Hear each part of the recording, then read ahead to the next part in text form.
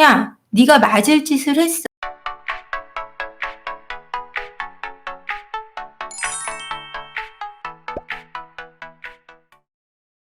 누구를 잃었을 때의 슬픈 표정이나 행복하거나 이런 표정도 이렇게 그림을 보고 연습을 해야 돼요. 감정이 뭔지 모르기 때문에. 하지만 소시오패스들은 감정에 대해서 알아요. 죄책감도 있어요. 아주 미미하지만 가지고 있고, 그 대신 알지만 그게 나하고 무슨 상관이 있어?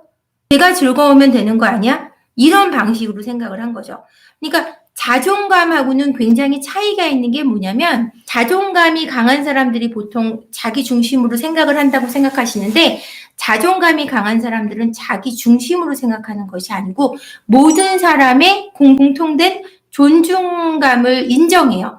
근데 소시오패스들은 자기만 존중하고 본인만이 전부라고 생각하는 거예요.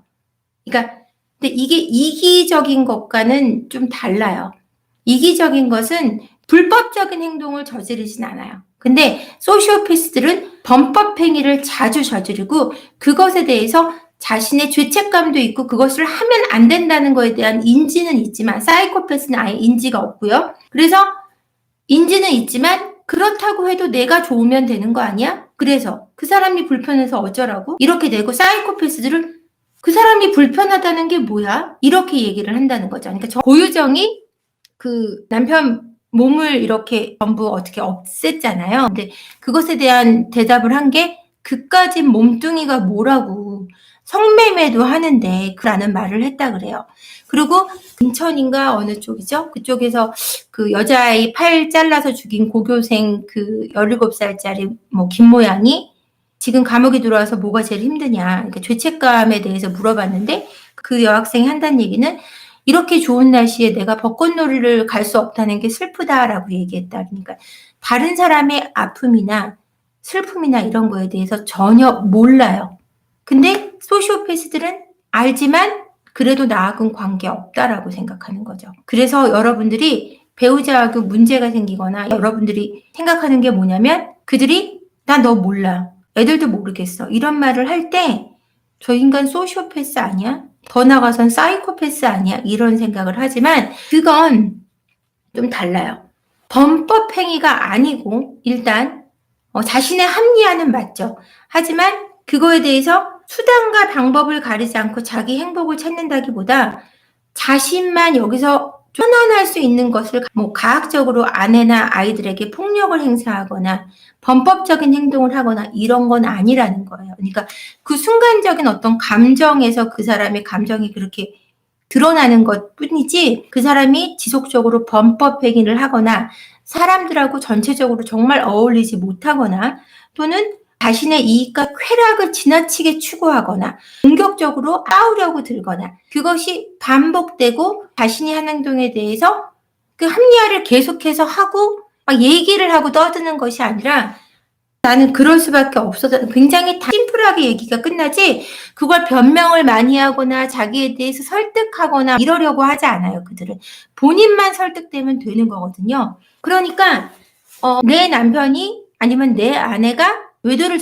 저지르고 뻔뻔스럽게 나온다 해서 그들이 소시오패스는 아니라는 거예요. 만약에 나를 칼로 찌르거나 아니면 폭력적으로 때리거나 하는 것이 반복되고, 야, 네가 맞을 짓을 했어 라고 또 때리고, 네가 맞을 짓을 했어 또 때리고, 이런 거는 소시오패스거나 사이코패스일 가능성이 있지만, 어떻게 범법 행위에 가까운 행동을 하는 게 아닌 이상은, 그리고 규범을 자꾸 어기거나 사회적으로 사회성이 전혀 떨어져서 사람들과 멀리하고 싶어하고 이런 정도의 그 성품을 가진 사람이 아니라면 소시오패스라고 생각하지 마시고, 만약에 소시오패스거나 어떤 성향을 가졌다면 그 성향인 것을 아는 것이 중요한 게 아니라 그 성향을 왜 갖게 됐는지를 아는 것이 중요하다고 제가 말씀드리거든요. 그들의 트라우마가 어떤 것이 있으며 어릴 적 배경, 양육 방식이 어땠는지 여러분들이 반드시 이해를 하고, 그 정도에 따라서 이 사람의 어떤 반사회적 인격 장애를 어느 정도 퍼센트를 가지고 있는지 우리가 가늠해 볼 수 있다는 거죠. 그래서 그것이 80% 이상일 때는 가까이 안 하는 게 좋죠. 이혼을 하시는 게 훨씬 좋고요. 그 성향이 왜 생겼는지를 이해하는 것이 중요하고 정말 명확한 검사가 필요하지 그냥 단순히 나에 대해서 공감해 주지 않는다 그래서 이 사람이 소시오패스일 수는 없어요. 소시오패스적인 성향을 조금 가지고 있을 수는 있어요. 저도 약간 그런 게 있는 것 같아요. 제가 볼 때. 저는 어떤 쪽이 있냐면은 저는 운전할 때 약간 얍삽하게 운전하는 경향이 있어요. 급하게 운전하거나 마속을 하거나 이러진 않는데 좀 빠르게 새치기 하는 경우도 있고 막 제가 시간이 있을 때는 절대로 그렇게 안 하고 다 양보하고 다니는데 정말 시급하게 아이가 아프거나 아이가 너무 오래 기다리거나 막 이럴 때는 보통 일 때문에 미팅을 갈 때 항상 일찍 나가는 편이고요. 아이들하고 어떤 약속을 했는데 기다리고 있거나 아픈데 제가 빨리 가지 못할 때는 운전을 하고 가면서 그걸 저를 합리화하거든요. 괜찮아. 지금 애가 아프니까 내가 이렇게 가도 괜찮아. 이것도 반사회적인 인격장애적인 부분이 있는 거죠. 누구나 그런 부분을 조금씩은 가지고 있다는 걸 여러분이 아셔야 되고요. 대신 그것을 양심의 가책을 어느 정도 느끼느냐에 따라 또 소시오패스일지 아닐지를 알 수가 있어요. 소시오패스와 나르시스트의 차이점을 비슷해요. 노골적 나르시스트하고 소시오패스하고 성향이 비슷해요. 근데 은밀한 나르시스트와 소시오패스는 조금 달라요.